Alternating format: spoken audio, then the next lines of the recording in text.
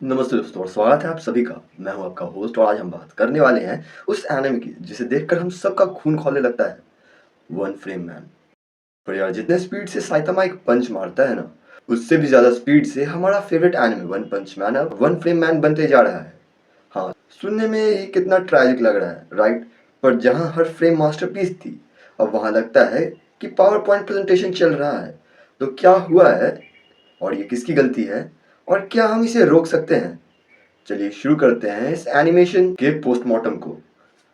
तो guys start करते हैं उस लेजेंडरी सीजन से जिससे हम वन पंच मैन के फैन बन गए हैं, सीजन 1। जब सीजन 1 रिलीज हुआ, पब्लिक पागल हो गई थी। इसके एनिमेशन का वाइब ही अलग था। इसके पीछे थी मैड हाउस और उनकी ए टीम, स्पेशली डायरेक्टर नात्सुमे और वेबगेन एनिमेटर्स का पूरा ग्रुप। ये वो लोग हैं जो फ्रीलांस करते हैं और सिर्फ पैशन प्रोजेक्ट्स ही उठाते हैं। हर पंच हर किक इतना लिक्विड और स्मूथ था, इतना डायनेमिक। कैमरा एंगल्स तो ऐसे लगते थे जैसे फिजिक्स के लॉज को चैलेंज कर रहे हैं। हर मूवमेंट में वेट और इम्पैक्ट फील होता था। याद है साइतामा वर्सेस बोरोस? वो बोरोस का फाइनल किक का विजुअल इम्पैक्ट प्योर सिनेमा था। सीजन 1 के एनिमेशन हम कौन सा टाइम रखेंगे? टाइम नंबर 1, अफसोस कि ऐसा नहीं होता। ये सीजन लेबर ऑफ लव था, एक पैशन प्रोजेक्ट था जहां एनिमेटर्स ने टाइम की परवाह नहीं की, सिर्फ क्वालिटी की परवाह की। और फिर आया वो सीजन जिसके नाम से आज भी बहुत फैंस का बीपी हाई हो जाता है, सीजन 2। यहाँ से शुरू होता है वन पंच मैन से वन फ्रेम मैन बनने की कहानी। मैड हाउस ने बोला टाटा बाय बाय और प्रोडक्शन चला गया जेसी स्टाफ के पास। और जेसी स्टाफ की गलती नहीं है, उनके पास टाइम और रिसोर्सेज बहुत कम थे। ऐसे लग रहा था जैसे डेडलाइन उनके सिर पर गाड़ों की तरह डांस कर रहे हैं। अब जहाँ पहले फ्लूइड मोशन था, वहाँ आ गया है सीजीआई और इम्पैक्ट फ्रेम्स कम हो गए। और जब कोई पंच पड़ता था ना, तो धम की जगह लगता था थुक। ऐसे लगता था जैसे कि एनिमेटर्स ने लीव ले ली है और इंटर्न से काम करवा रहे हैं। गाड़ो का आइकॉनिक फाइट्स भी स्टिफ लगने लगे, अजीब सा लगने लगा। सीजन 2 हल्का हल्का तो अजीब लगने लगा था। अब आते हैं उस सीजन पर जिसका टीजर देखकर हम सबकी जलती हुई आत्मा में थोड़ी सी तो ठंडक पहुंच गई थी। Season 3 is coming back to जिस staff, but this time the director has changed and they have better schedule this time. Trailer में कुछ शॉट बवाल लगे, स्पेशली गाड़ो के कुछ मूव्स। ऐसा लगा हाँ थोड़ा मजा तो अब आने ही वाला है। और दोस्तों एक चीज याद रखना, ट्रेलर में हमेशा बेस्ट शॉट्स ही दिखाए जाते हैं। सीजन 3 में भी गारो वर्सेस साइतामा जैसे फाइट्स है। क्या जिस स्टाफ इतने कम टाइम और रिसोर्सेज में वो सीजन 1 लेवल की क्वालिटी मेंटेन कर पाएगा, जबकि उसके पास ऑलरेडी दूसरे प्रोजेक्ट्स भी हैं? डाउट है ब्रो, ह्यूज डाउट। वैसे हमारी एक्सपेक्टेशन अब सीजन 1 नहीं, सीजन 2 से थोड़ा बेहतर है और इसी को हम कहते हैं लो एक्सपेक्टेशन हाई होप स्टाइल। तो अब फाइनल बात करते हैं, ये सीजन 3 का महापाप किसने किया और कौन है इसका असली विलन? गलती किसी एक की नहीं है, ये है एक टॉक्सिक ट्रायंगल। सबसे बड़ी गलती जानते हो किसकी है? सबसे बड़ी गलती है प्रोड्यूसर्स की। इनको जल्दी से पैसा बनाना है। इन्होंने सीक्वल अनाउंस कर दिया, टाइम लिमिट सेट कर दी, लेकिन बजट और शेड्यूल इतना टाइट रखा कि अच्छे एनिमेटर्स काम ही नहीं कर सकते। क्वालिटी से पहले क्वांटिटी।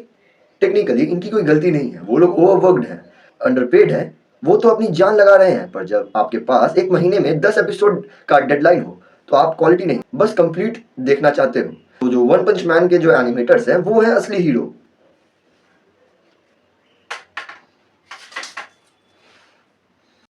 अब तीसरी गलती, मुराटा सर जो कि वन पंच मैन के मांगा आर्टिस्ट हैं। उन्होंने मांगा को इतना इंसेनली डिटेल्ड बना दिया कि उसको वीकली एनिमे शेड्यूल में रेप्लिकेट करना इम्पॉसिबल है। सीजन 1 के एनिमेटर्स ने ब्रेक ले लेकर अपना फ्री टाइम में वो शॉट्स बनाए थे। ये अब स्टैंडर्ड सेट हो गया है, जैसे कोई स्टूडियो रेगुलर शेड्यूल में मीट नहीं कर सकता। तो क्या हम रोए और किस्मत को कोसे? नहीं, हम हैं ओ वन पंच मैन के फैंस। तो देखो ये फाइनल वर्डिक्ट मैं दे रहा हूँ कि अपनी आवाज़ उठाओ, ट्विटर पे, फोरम्स पे, हर जगह कंस्ट्रक्टिव क्रिटिसिज्म दो। बताओ कि हम अच्छा एनिमेशन डिजर्व करते हैं। पोलाइटली डिमांड करो कि प्रोडक्शन डिले हो जाए पर क्वालिटी कॉम्प्रोमाइज ना हो। Hashtag delay for quality trend करो, ऑलरेडी ये ट्रेंड कर ही रहा है। बट मैं चाहता हूँ कि तुम लोग भी जाके ट्विटर पे, जो कि अभी एक्स है, उसके पर जाके लिख दो, ओरिजिनल मांगा खरीदो, ऑफिशियल मर्चेंडाइज लो।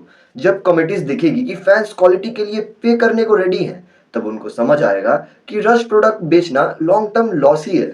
तो हाँ, और थोड़ा सा तो सब्र रखो। Season 1 was the miracle, season 3 और अगर सीजन 2 से थोड़ा सा भी बेहतर निकल जाए तो उसे अप्रिशिएट करना। Don't compare every frame to season 1। हर मास्टरपीस बार बार नहीं बन सकता ना। तो दोस्तों वन पंच मैन का वन फ्रेम मैन बनना एक कॉम्प्लेक्स प्रॉब्लम है। ये कॉर्पोरेट ग्रीड, टाइम कंस्ट्रेंट्स और अनरियलिस्टिक एक्सपेक्टेशन का नतीजा है। बट हम फिर भी हाई होप करते हैं कि सीजन 3 हमें सरप्राइज करेगा।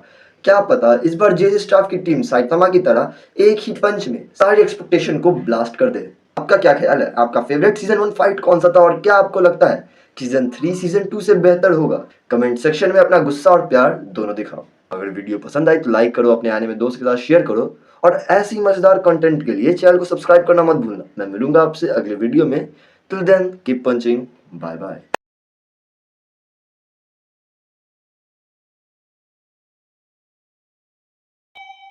挽回残夏の太刀